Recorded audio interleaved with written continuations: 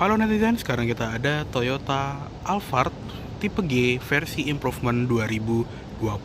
Dan mobil ini lagi ada di Toyota Auto 2000 Menara Astra. Nanti untuk kontak personnya bisa lihat di description di bawah aja ya.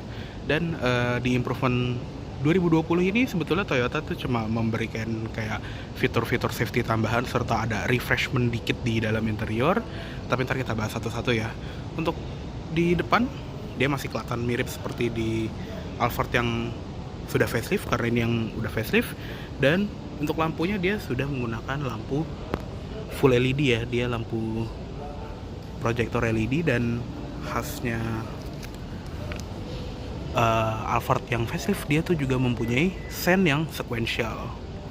Terus di bagian sini juga ada DRL dan ada cornering lights juga di bagian sini. Di bagian bawah juga ada fog lamp LED. Dan improvement yang pertama di mobil ini adalah dia sekarang sensor parkirnya 4 titik. Jadi selain di bumper yang lama itu cuma di bumper doang, kalau sekarang ini ada satu lagi nih, ngumpet di grill, sama satu lagi di sini. Di bagian sini juga ada kamera untuk 360 kameranya. Dan sekarang dia ada logo yang modelnya akrilik ini ya, karena di balik ini dia sekarang sudah ada adaptive cruise control, jadi nggak kalah seperti Altis Hybrid ya. Dan lucu juga sih kalau Altis dan Alphard ini udah pakai adaptive cruise control, tapi Lexus belum ada yang pakai ya. Lanjut lagi, di samping velgnya masih sama, dia menggunakan velg yang jari-jari rame gini. Dia menggunakan ban Toyota Transport yang berukuran 235/50 R18, yang pastinya di depan sudah disc brake. Terus untuk di spion dia ada lampu sen LED-nya juga di sini, dan ada ini juga ya, kamera 360, serta dia juga sudah ada blind spot monitoring system. Terus untuk handle-nya juga dia sudah chrome, dan dia model keyless-nya tuh yang tinggal sentuh gini aja, dan untuk kunci tinggal sentuh guratan yang ada di bagian depan. Handle belakang juga chrome. Terus di sini juga ada window line chrome yang kayak kepisah ya, ini karakter lain yang dari depan ke tengah, terus ada lagi di belakang. Terus khasnya Alphard juga ini railingnya ngumpet di balik kaca sini ya. Untuk di belakang emblem masih sama, ada emblem Alphard dan tipe G. Terus di bagian lampu juga kurang lebih masih sama ya, dia juga sequential nyalanya. Tapi kalau yang tipe X itu belum, dan ini semua sudah full LED, baik lampu sen, lampu mundur, lampu rem. Dan di bagian sini juga ada garnish bagasi yang warna chrome yang cukup besar. Di sini kaca sudah vikul, dan ada satu buah kamera yang udah ada dari Alphard facelift ya. Jadi di spion tengahnya itu dia modelnya kamera. Jadi kalau misalnya lagi kita bawa barang yang penuh sampai atas, atau banyak orang yang duduk dan kepalanya ngalangin spion tengah, nanti kita bisa nge-switch di spion tengah di sana biar pandangan ke belakang itu lebih jelas.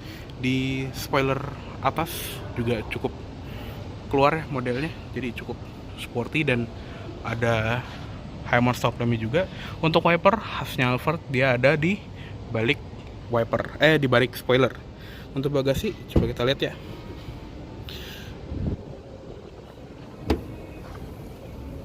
Oke, untuk bagasi seperti ini ya, masih mirip-mirip lah ya seperti Alphard yang kita kenal di generasi ketiga ini. Dan untuk di jok belakang itu juga bisa dilipat 50-50 seperti ini contohnya. Jadi dia ngelipatnya ke samping, dan ini memberikan akses yang sangat lega dan rata-rata sampai ke baris depan sana. Ada lampu bagasi, sama di sini kayak ada tempat buat nyimpen barang atau toolkit. Di sebelah kanan juga ada lampu bagasi terpisah sendiri. Nah, di bawah sini tuh ada tempat penyimpanan juga, yang isinya nih bracket plat nomor sama ya barang-barang. Di sebelah kanan, di tengah maksudnya ya, itu juga ada lagi. Ini nggak tahu, kayak tempat slim gitu. Sama yang sebelah kanan ini untuk ban serep space savernya. Karpetnya juga ini empuk ya. Oke, yuk kita tutup.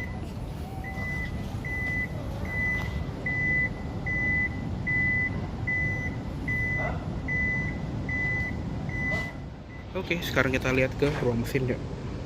Untuk di mesin nggak ada perubahan, dia tetap sama mesinnya 2 ARFE 2500 cc 4 silinder dengan tenaga sekitar 180 PS ya. Dan ini mesin juga sama seperti di mesinnya Camry yang baru dan Camry yang generasi sebelumnya juga sih. Cuma kalau di Alphard ini demi mengejar kehalusan berkendara, dia menggunakan transmisi CVT. Kalau di Camry kan dia 6 speed automatic ya, jadi agak beda dan sama-sama penggerak roda depan. Dan ada juga ada juga Alphard yang bermesin lebih besar, yaitu mesin 3500 cc V6 untuk yang tipe Executive Lounge. Oke, yuk kita tutup aja dan kita lihat ke interior depan dulu. Nah, untuk di depan, kalau Alphard itu dia warnanya two tone ya, hitam dan beige. Kalau Velfire yang sedikit lebih sporty, dia warnanya itu full hitam semua. Untuk jok pengemudi dia sudah elektrik, bisa naik turun, maju mundur, dan bisa dinaik turunin juga di bagian support pahanya, dan bisa di recline juga lah ya pastinya. Ini udah normal. Dia juga sudah ada memory seat 3 slot. Oke, yuk kita masuk. Dan di bagian pilar A ini ada grab handle untuk memudahkan akses masuk. Dan sekarang kita sudah berada di dalam interiornya si Alphard yang improvement. Dan kita akan kontak on karena ini lagi di dalam dealer. Kuncinya tetap sama ya, dia sudah smart key, ada tombol lock unlock buat buka si ini sliding door kiri kanan dan buat buka bagasi, dan ada logo Toyota juga. Oke, kita kontak on. Nah, udah nyala. Untuk setir ini juga nggak berubah ya bentuknya, jadi dia tetap kulit dan ini dipegangnya halus. Ada wood panel di bagian atas sama di bagian bawah. Pengaturannya dia bisa tilt serta teleskopik. Terus di sebelah kiri ini ada tombol untuk biasa audio steering switch, volume, ganti mode, dan di sebelah kanan ini ada tombol untuk ganti MID, menu-menu MID, dan sekarang ada tombol baru nih.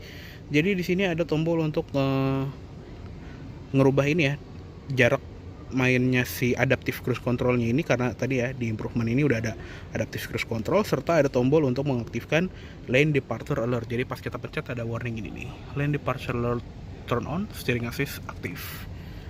Oke, jadi ya ada fitur baru yang tadi untuk menambah fitur safety, dan ada switch ini untuk biasa cruise control, dan bisa digeser ke atas untuk nambah kecepatan, geser ke bawah untuk menurunkan kecepatan, serta ada ini ya, di sini tuh ada kayak 2 indikator gitu. Kalau kita pencet sekali itu dia adaptive cruise control, tapi kalau kita tahan dia itu cruise control biasa. Jadi mirip-mirip seperti aktivasi cruise controlnya di Mitsubishi. Terus di belakang setir ini ada tuas lampu yang tadi lampunya sudah auto headlights, dan ada fog lamp juga. Di sebelah kiri ini untuk wiper, dia sudah auto wiper, dan ada wiper belakang 2 speed intermittent. Ada tombol untuk brightness panel instrumen di sini, dan ada tombol untuk ganti trip A sama trip B. Terus di speedometer yang masih sama sih sebetulnya. Di sebelah kiri ada tachometer dan ada temperatur mesin. Di sebelah kanan ada speedometer dan ada fuel gauge. Di MID-nya di sini normal-normal aja, khas Toyota. Ada current fuel consumption, terus average fuel consumption, range, average speed, eco indicator, TPMS, speedometer digital, dan blank. Dan di sini ada status untuk fitur cruise controlnya ya. Kalau kita aktifin LDA-nya, dia ada icon ini untuk memberitahu kalau lane departure alert-nya sudah aktif. Terus di sebelah kanannya lagi ada start stop timer, jadi berapa lama kita udah menggunakan fitur start stopnya, dan kita bisa ini juga nih, ngelihat berapa banyak bensin yang kita hemat setelah menggunakan auto stop start. Dan ada status untuk AC belakang yang cukup ini ya cukup apa ya sih, cukup memberi banyak informasi. Dan ada adjust brightness ini untuk brightness apa namanya nih, ambient light di belakang ya, jadi kita bisa ngatur di belakang. Sama personal lamp ini ada warning kayak pintu kebuka, dan biasa karena ini belum dinyalain dia kayak nyala apa ngasih tahu gitu untuk injek rem dan tekan start buttonnya lagi. Dan di bagian sini ada menu setting. Sini untuk setting lane departure alert, ada steering assistnya bisa kita matiin atau kita hidupin. Jadi kalau misalnya kita hidupin, dia itu akan kayak narik si setir biar kembali ke tengah lajur kalau misalnya kita nyenggol garis tapi nggak pakai sen. Di sini juga ada sensitivitasnya, ada sway warning. Jadi kalau misalnya kita mulai pindah-pindah jalur, dia akan memberitahu gitu. Tapi kalau misalnya kita pindah jalurnya pakai sen, ya nggak akan nyala. Parking assist ini untuk volume si sensor parkir dan aktivasinya. Dan ada juga parking support brake. Ya mungkin ini kayak apa ya, kalau di Mitsubishi mungkin UMS ya, ultrasonic mass acceleration mitigation. Jadi kalau misalnya kita lagi parkir terus nggak sengaja nginjek pedal gas, nanti dia akan mengurangi output power biar nggak nubruk. Terus ada PCS, ini kayak ya forward collision mitigation sistemnya tadi, pre-crash system kalau di Toyota. Nah, makanya namanya PCS, blind spot monitoring system. Dan kalau di tipe yang executive lounge yang mesinnya V6 itu blind spot monitoringnya juga termasuk rear cross traffic alert. Tapi kalau yang di tipe G ini belum ada. Di sini ada nano E dan settingan mobil, auto stop start, blind spot monitoring. Terus ada bunyi-bunyian kalau kita buka ini ya, sliding door. Settingan meteran ini untuk ganti-ganti speedometer, bahasa, units, eco drive, pop up display, warna DMID, kayak warna highlightsnya gitu. Dan balik ke settingan yang tadi. Udah gitu doang sih. Jadi masih sama, tapi ada beberapa improvement di fitur safety ya. Sekali lagi, di sebelah sini ada ventilasi AC yang bisa dibuka tutup dan bisa diatur. Ada cup holder yang lepas depan AC, jadi bisa lebih dingin. Serta engine button tadi di sini. Ada tombol untuk mematikan power back door, dan ada tombol ini juga sekarang ya, auto high beam. Jadi tinggal dorong ke belakang ini aja, nanti dia akan mengaktifkan auto high beam yang akan berfungsi kalau misalnya kita lagi di jalanan yang country road tapi ya nggak ada kendaraan di depan. Nanti dia akan ngubah ke high beam sendiri. Di bawah ada tempat penyimpanan lagi, sama ada cup holder juga. Terus ada tuas pembuka kap mesin dan tangki bensin. Untuk di pintu tadi ada memory seat. Di sini juga semuanya serba soft touch. Ada wood panel dan ada list warna silver. Handle-nya chrome dan ada pengaturan spion yang sudah ada auto foldingnya. Ada central lock, window lock, dan all auto power windows. Di bawah ada speaker, ada cup holder dan door pocket. Terus di atas dia ada cup holder di sun visor, dan untuk sun visornya sendiri juga ini bahannya blue drew. Ada lampu dandannya juga dan ada kaca dandannya. Dan di sini juga ada grab handle, seatbelt udah dengan height adjuster, dan untuk lampu tengahnya dia sudah LED ya. Di sini untuk kayak nyambungin semua lampu, dan ada lampu baca individual kiri kanan, ada tempat kacamata, dan ada tombol untuk membuka pintu-pintu ya. Yang ini untuk membuka sunroof belakang, pintu geser kanan, pintu geser kiri, dan power tailgate. Di depan juga sudah ada sunroof, tapi yang depan ini kayak di Alphard biasanya dia cuma di gini doang, cuma bisa mode ventilasi, bukan mode yang kacanya keluar. Dan untuk nutup tinggal tarik aja. Dan tadi ya, spion tengahnya dia sudah model yang kamera. Jadi kalau misalnya kita lagi atur kayak gini nih, ini lagi banyak orang atau lagi banyak barang yang numpuknya sampai atas dan kita nggak bisa ngeliat ke belakang, tinggal geser switch ini aja. Nah nanti dia berubah jadi kamera yang tadi ada di bagasi belakang. Dan kalau lagi pengen pakai kaca biasa, tinggal balikin tuasnya aja. Lanjut ke tengah. Di improvement selanjutnya ada di head unit ya. Jadi head unitnya sekarang persis seperti di Camry terbaru yang bukan hybrid. Jadi ini interface-nya juga mirip-mirip dan sama ya, dia ada input media yang lumayan banyak. Ada radio, terus ada iPod, Bluetooth, USB, disk, dan aux. Ada apps-nya juga dan bisa mirror link juga, Miracast, Auto Plus Connect, dan ada surround monitor. Jadi kayak kamera 360-nya. Dan ini kalau digabungin, ntar kita tutup pintunya dulu biar kelihatan jelas. Nah kayak gini, ini ada kamera depannya, dan kalau kita ngesen kanan, dia jadi kamera kanan. Kalau kita ngesen kiri, dia jadi kamera yang kiri. Dan pastinya kalau kita masukin gigi mundur, dia jadi kamera belakang.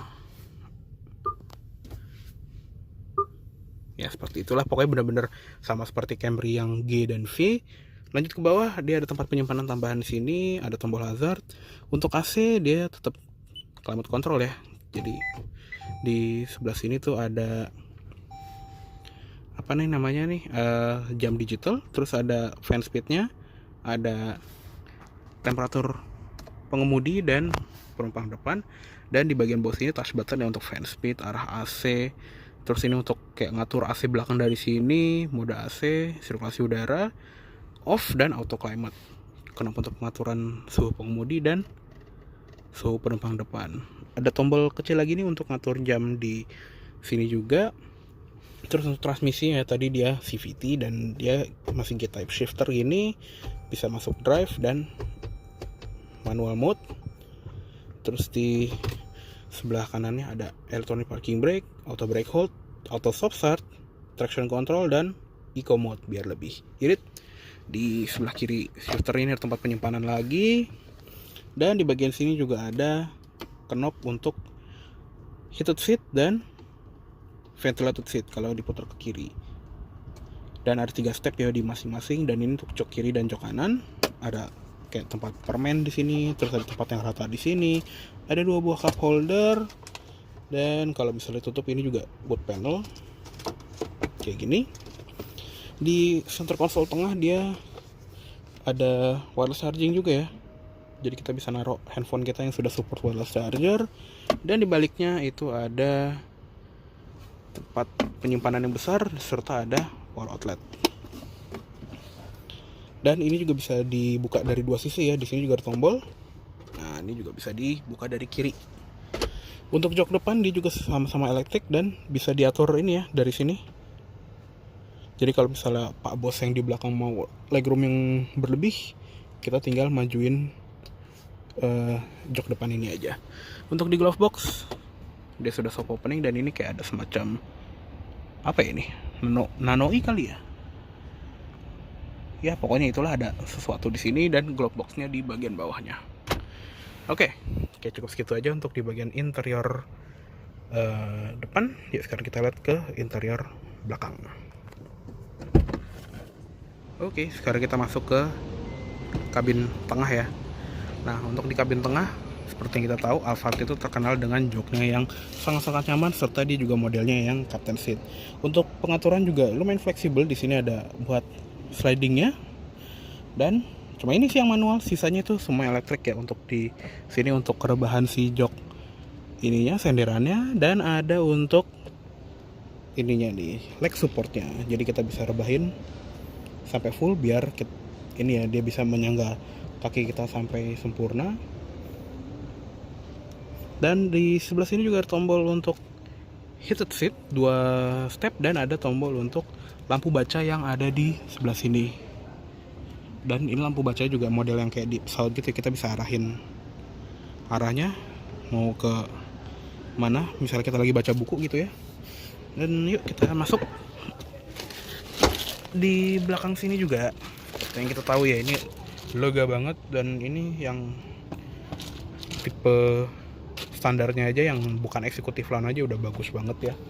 Terus di sebelah sini tuh kayak ada semacam grab handle yang memudahkan akses masuk, apalagi kalau tipikal businessman yang beli Alphard kan biasanya udah umurnya udah di atas 50 tahun, jadi ini berguna banget. Begitu juga di sebelah sini ada handle-nya lagi, ada lampu lagi di atas sini, ventilasi AC di sini, terus ada grab handle, ada kotoknya juga. Tadi untuk lampu baca ada di sini, dan ini untuk lampu yang buat penumpang di belakang serta ventilasi AC-nya juga.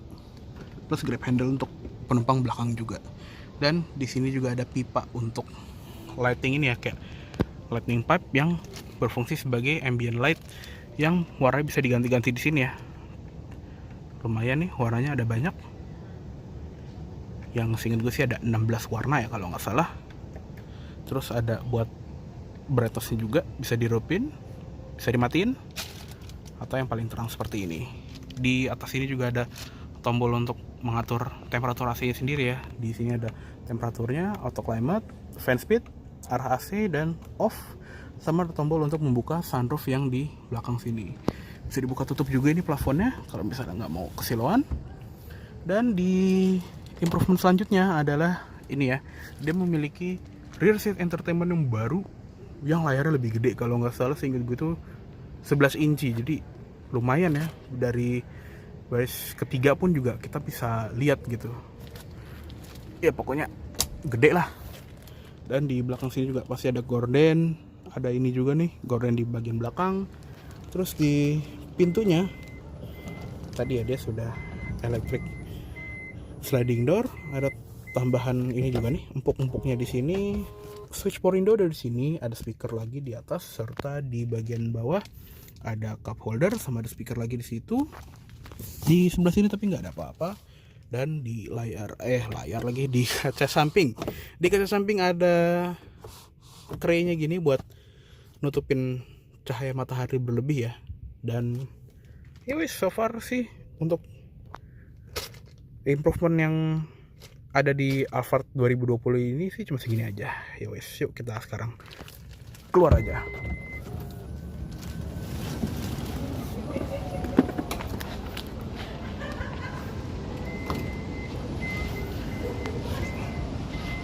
Oke deh, kayak cukup segitu dulu untuk review dari Toyota Alphard versi improvement 2020 kali ini. Mohon maaf bila ada salah kata-kata dalam penyampaian review. Dan tadi ya, mobil ini lagi ada di Toyota Auto 2000 Menara Astra. Nanti untuk kontak personnya bisa lihat di description di bawah aja. Oke deh, terima kasih banyak telah menonton. Sampai jumpa di video selanjutnya.